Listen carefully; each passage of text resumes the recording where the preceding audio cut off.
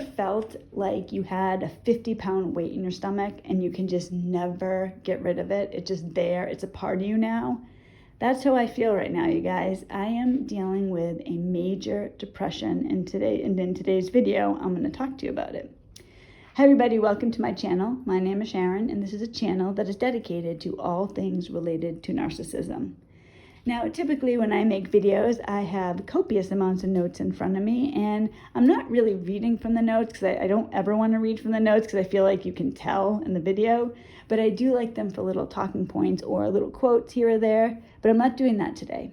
In today's video, I'm going to talk to you straight up about depression and how, like my own depression, but also I want you to think about your depression. Some of the things that I'm going to tell you I'm going to do, because I'm going to tell you how I'm planning to get out of this, and think about these things. And if you do them too, write to me in the comments, tell me, or send me an email. How is it going? Does this type of thing help you? Because it really, really has helped me. And if I can help somebody, I really want to. So you guys, my depression began about 2 weeks ago. Some of you know, Joe and I have 3 dogs and one of them passed away. When I tell you that this dog's passing has hit me hard, that's not even close to how it feels. I heard somebody say one time that their soul was black and blue. I feel like my heart is black and blue. I can feel that. He's my baby. He was my first dog. You know, Joe and I have 3 dogs. You are never going to hear me say that I have 2 dogs now, because I have 2 dogs here on earth and 1 in heaven. He's still my dog. He's still my baby, and I can't wait to see him again. My dog had cancer, so I knew he was going to pass away, but I didn't at the same time. When my dog was diagnosed with cancer, he was only 13. Now that's older for a dog, but he's a Bichon Frise, and they're supposed to live. I mean, this is part of the reason I got the Bichon Frise, because they live a long time, 18, 19, 20 years. That was what I wanted when I got my dog. I'm like, oh my gosh, like he'll live so long. And of course, you never know. But I felt like kind of ripped off by that. Like, no, this isn't supposed to happen. And when he first started having symptoms, he was having accidents in the house. So I couldn't understand why he was having so many accidents. It was very unlike him. So I thought he had a bladder infection or something else minor. The last thing I expected was a diagnosis of cancer. No, I refused to accept it. It was not going to happen. It was, not that there's ever a good time for your dog to have cancer, right? It's not like you'd ever wake up and be like, oh, you know what, today would be a great day for, Spot to have cancer. No. But at the time, and this is something to deal with depression too, you got to think about. I believed it was unfair. So when you believe that something is unfair, it's gonna slant the way that you feel. So I believed it was unfair. No, it's not fair, and part of me refused to accept it. I was giving so many mercies throughout the diagnosis and his actual death, and that wasn't good enough for me. When I'm telling you this, because it's important when you're going through a depression to really look at the reality, look at anything positive that is in there. Because when you feel depressed, it is non-stop pressure. But you get little pockets of relief when you can see something good in it. Now, I'll tell you a few things with my dog, all right? I was going through a terrible financial crisis. I'm still going through a terrible financial crisis. I mean, that's what narcissism will do to you. I was trying to hang on to my house. I was trying to prevent my ex from barging his way back in. I didn't know how I was going to get out from underneath this marriage. It was a horrific time. And then to have my dog have cancer, unacceptable. But right from the beginning, I had these mercies. I told you I was going through a financial crisis. Like I said, I'm still going through a financial crisis. So because of that, I didn't have money to just do any type of treatment on my dog. Mercifully, because that would have been a very difficult thing for me to deal with, where there was a treatment for him, but I couldn't do it because I couldn't afford it. There was no treatment. Well, there was. We did one treatment for him, which worked. So he couldn't have surgery because of where the tumor was located. So chemotherapy wouldn't have been a good idea because it would only have extended his life for a few weeks, and the pain and cost of that it wouldn't have worked out. It wouldn't have been worth it. It wasn't a good plan for him. But there was this one medication that we could try, and it does have some side effects. For example, my dog, he had perfect teeth before. His gums started getting inflamed. He would sometimes get upset stomach, but it wasn't horrible. It wasn't that bad. And, when I was trying to decide whether I wanted to give him this medication or not, and of course, I was going to, this could extend his life. It had a chance, it had a 1% chance of extending his life past a year. Typically, when the dog first starts showing symptoms when they pass away, it's about 4 months. So my dog should have passed away June of 2021. Instead, he just passed away November 5th of 2022. Think of that mercy. When I first gave him that medication, there was not even one iota of me who believed that he was going to be the 1%. I just didn't. I was 100%. I was full mode destruction. This is terrible news. Everything connected to it was going to be bad. Of course, this isn't going to help. He's probably going to have terrible side effects. He's probably going to die in miserable pain, and it's going to be horrible for everyone. That's kind of what I'm thinking, right? Because already I've started off with, this is not fair. It's not fair. No, you can't have him. Mercies straight away. It wasn't like I wasn't dealing with not being able to afford something that could have benefited my dog. Take this medication, $40 a month, and he was the 1%. I was rolling my eyes reading about that. Oh, sure, somebody was 1%, but it's not going to be my dog, And I never looked at it oh, it could be my dog. I believe in God, and I'm not telling myself, of course, he's going to be the 1%. Positive attitude, it makes such a difference. So think of how I was right from the beginning. This was doom and gloom, horrible. There's nothing beneficial. Then as time went on, and he was doing so great, my kids had said to me before, are you sure? Are you sure he has cancer? He was doing so great. And when I moved here with Joe, I wanted Pac to come with us. I wanted him with us. That was so important to me. I didn't want him to not experience what we were experiencing. He came out here. He lived for almost a year out here. And, even before he passed away, less than an hour before he passed away, Joe and I, we had periodically spoken about what we were going to do if the dog was in pain, because I got to tell you something, that was a huge, huge fear of mine. I didn't want to see my dog in pain and have to make the decision to put him down. And I get it. I get it. I put animals down before. But but at the same time, and I know it's a mercy, but at the same time, what I'm thinking of with my dog is, no, I am not going to do anything to impede his life. No, never, never. I only want him to be alive. And Joe's like, oh my God, Sharon, if he's in pain, you can't let him. And I was like, I can't, Joe, I can't do it. And I said that night, Saturday night, I'm like, God, please don't let me have to do this. Please let him die in his sleep when it's his time to go. He passed away 20 minutes later. It was something like that. My prayer was immediately answered. Then, of course, I felt guilty about that. Well, if I hadn't prayed that, maybe he'd still be alive. Did I pray his death into existence? And I didn't expect him to pass away. I did not expect it. Now, I told you I knew he had cancer, but there was a part of me that believed he was going to live forever because he kept living on and on, way past the expectancy, and he was doing good. Now, that Saturday he passed away, he didn't eat that much. But Joe fed him some sausage, he ate some of it, and he drank some water for me. I didn't expect him to pass away. I just didn't. And then he passed away around 11:45. He just passed away in his sleep, just like I had prayed for. And it was this huge shock. And as time went on, I started feeling guilty and upset, because I didn't know. I felt ripped off. Even though I had all these blessings, I'm feeling ripped off. No. That it wasn't supposed to happen like this. I want to take him out for I want to take him to Wendy's for Frosty. That's what he wants. That's what I want to do right now. When it's time to make dinner, it's like Joe and I have the 3 dogs and 2 cats. Now I'm only feeding 2 dogs, so I get 4 bowls instead of 5, and it's ripping my heart out. It's so painful. And you guys have this guilt too, because he didn't have good eyesight. I don't think he could see very well. He had a problem with one of his eyes that affected his sight. The last couple of days before he passed away, I noticed, and this is the thing, so this is why I really, really think about what's going on, because sometimes things are going on right in front of us and we don't see it. So but you do at the same time. My dog was looking at me. He had this look, he was, and you know what? I want to tell you something. In Hebrew, the word for dog is kalev. And one of the things I really like about the Hebrew language is the meaning behind all the words. Kalev, so dog in Hebrew, you know what it translates to? All heart. How fitting is that? How true is that? So I see my dog, and his heart is in his eyes, and he's looking at me. And I could see it like I saw him. He was always staring at me the last couple of days before he passed away. He was staring at me.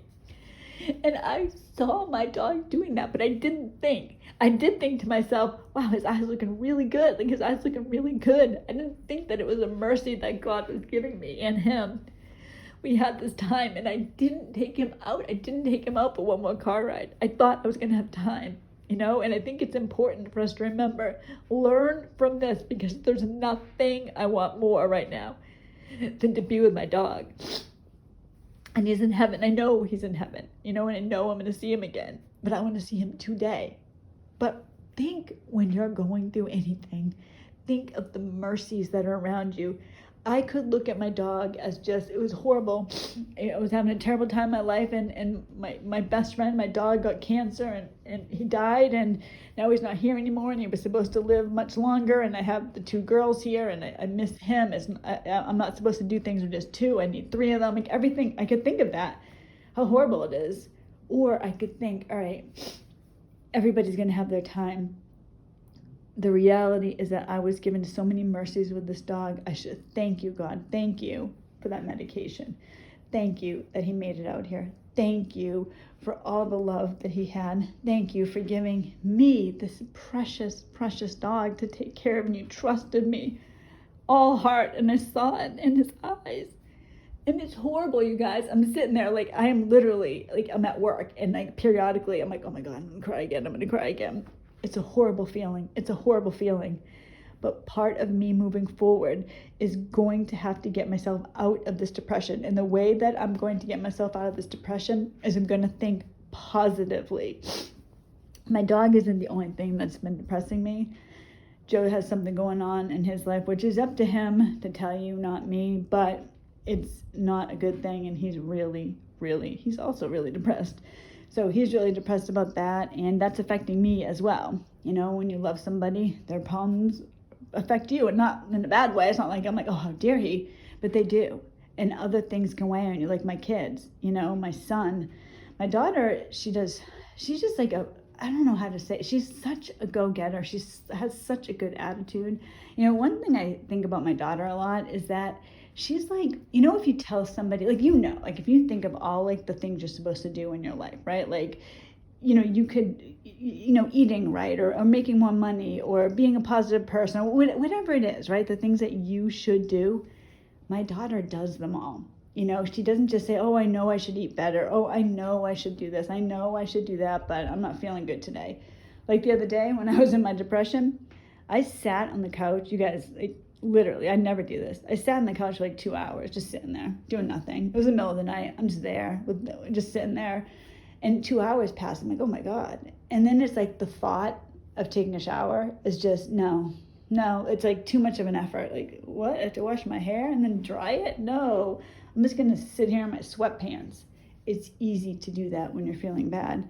But when you're doing that, I feel like you're just kind of rolling out the red carpet and welcoming in the depression. Come on, let's stay a little bit. We can hang out together and be depressed. Looking at the positive aspects of your life is the way to start getting out. When you start seeing good things. Because if you think of your life as just misery and all these horrible things happening, you're not going to have any inspiration to do anything to improve yourself. So I'm thinking with my dog, right? I'm thinking about the positive parts of what I have had. You know, I'm thinking about what's going on with Joe, and I think, all right, you know what? He might not think this, but I do. I think that there's a lot of positive aspects to this, and maybe I could help him to see that, and maybe over time I can help Joe with that. Also, if he's in a bad mood, I need to be able to just let it go, because sometimes Joe will be in a bad mood and I will be the recipient of that. I'll get that taken out of me. And he's not horrible or anything, but when I'm already feeling down, right, and then I'm already worried about him, and then he's taking note on me on top of it, it's not a good feeling. But it's up to me. It's up to me. You know, I've mentioned to you before that I have a tattoo on my arm that says Dietrich Bonhoeffer. He was a German theologian during World War II who was killed for his beliefs. He believed that Hitler was a bad person. He wasn't afraid to say anything about it. It ended up getting him killed. But you know what? The scene of his death, I'll tell you what happened with him. So he was in America at one point, free, safe from the Nazis. So Dietrich Bonhoeffer was involved in plots to assassinate Adolf Hitler. He at one point was in the U.S. He was safe. He could have been there for the rest of the war. And he said at one point, he took, it's funny now to think of ships, right, instead of airplanes, but he took the last ship from America back to Germany, and he said, I have to be here. I have to be with my people. I'm not going to come back to Germany and help rebuild it when I wasn't there, when everything fell apart. I want to be there with my people. And I think of it, let's look at that in our own life, right? We are with our people. Our people are other people who have suffered from narcissistic abuse, who understand it, who know it. And it's up to us to get past the way that they make us feel, to get past this and not let this settle on us. We need to, you think about who you are as a person inside, all the things that you've gone through. Like Joe has said this to me before, and it actually annoys me a little bit when he says this. Like he'll say to me, you've been through so much. This thing here shouldn't bother you. It'll be something that really bothers me. And he'll be like, that shouldn't bother you. You've been through so much. And I get where he's coming from, because if we look at life in that way, all the things that we've already gotten through, of course we can get through this too, of course. But it really comes down to your own effort, your own, this is what I'm going to do today. I have to work in a little bit. I don't want to go to work. I don't want to come home and then deal with everything that's going on. And I know Joe's not going to be feeling well. And then I don't know. It's horrible. It's not a good feeling. But what I need to do is focus on what I can do to help myself. What can I do? I need to start focusing on the positive aspects of my life with the dog. Remembering Pac in a positive way. Remembering that he's still here. I have all these memories and it's okay. It's going to be okay. And I'm going to feel better. This whole thing with divorce, it's going to be done. It's going to get over with. It's going to go away. I'm going to be all right. I can start over.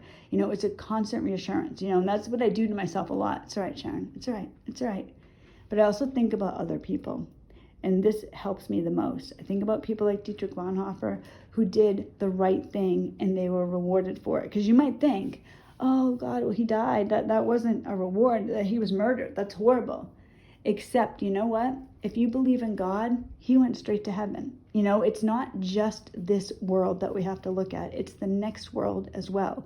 And for many of us, when we start thinking about all these terrible things that have happened and you're so aware of heaven and hell and spiritual warfare, remember, if you're on the side of God, you're going to win.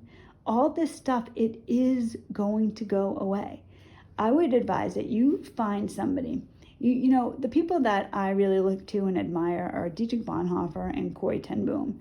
So these are both people involved with World War II. Corrie ten Boom also went to a concentration camp, and most of her family passed away because they were murdered. She went on to have a life that benefited other people. She taught love and peace, and that goodness overcomes evil every single time.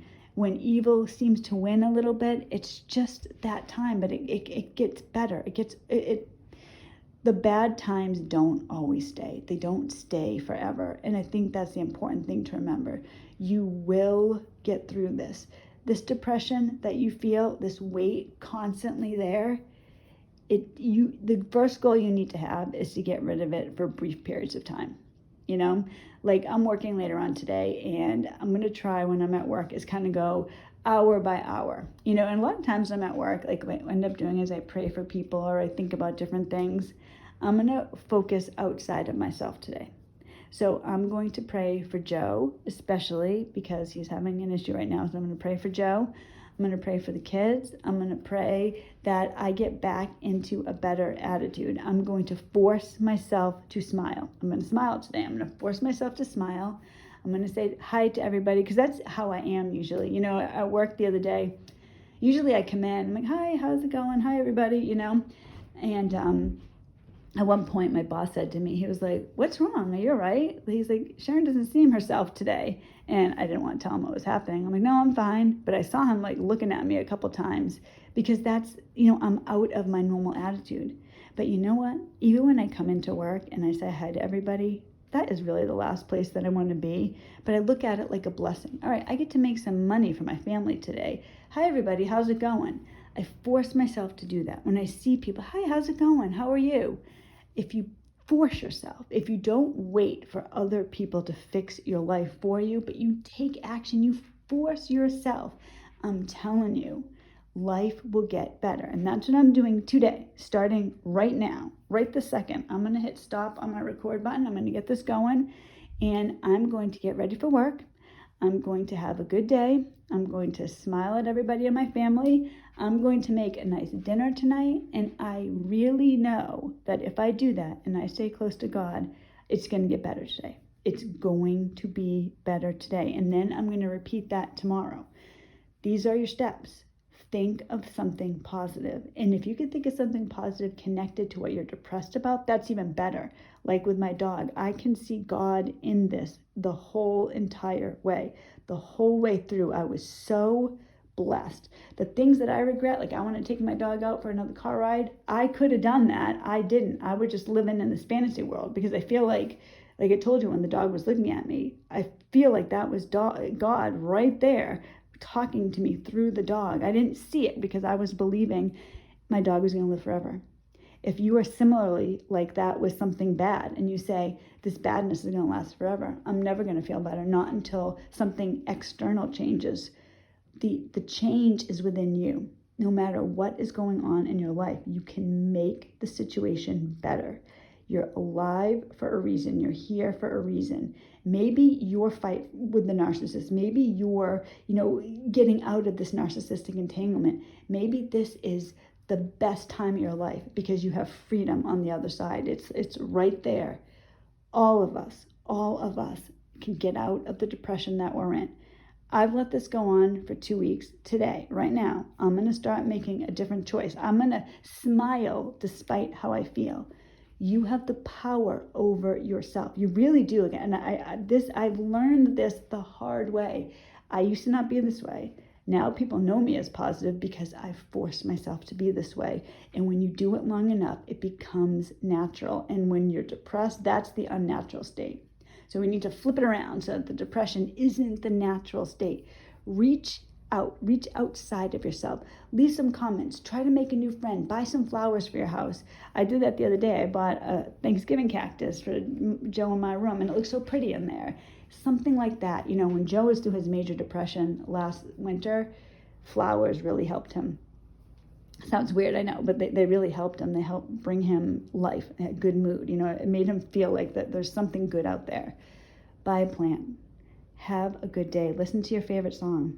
Get dressed up. Put on a nice outfit today. If you're a lady, wear some makeup. Put on some earrings. That's really some of the things that help you because it starts the process. And that's what you need to do. It's like they say, right? A journey of 1,000 miles starts with the first step. So take that first step. Take that first step right now. Right now. I'm going to have a better day today. I'm going to do this.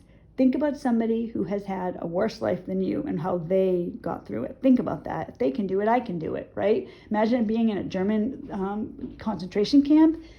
People can get through that. We can get through this. It's up to us. So you're not alone. I am with you. I feel this. I get it. Joe gets it. You're not alone. But you are the person that has to get the ball rolling. So other people can help you, can hold your hand, but you're the one that has to make the first effort. But so much spins from there. You'll see as time goes on. You'll think about yourself a month from now, and you're not going to believe you're the same person. So let's do this together, you and me. So today is what I'm doing. I'm going to get my video going, try to get that out before I go to work. I have to be at work at 9 o'clock sharp. So I'm going to try to get this done and get that out. I am going to smile at every single person that I live with. I'm going to spend some time with my two of my dogs this morning. And after work, I'm going to come home and I'm going to do schoolwork with my son. And I'm going to have a smile on my face. And I'm going to plan something nice for dinner tonight. So I'm going to have something nice for dinner tonight. So if you have a good idea for dinner, tell me. What should I make for dinner tonight? You tell me, because I am going to change my attitude beginning today. Thank you guys. Thank you for listening to this. I hope it helped you. I was kind of babbling, so hopefully it wasn't too bad. But I will likely be here on Monday with Joe. And I guess that's it. I hope everybody has a great, happy, positive, blessed day. Love you guys.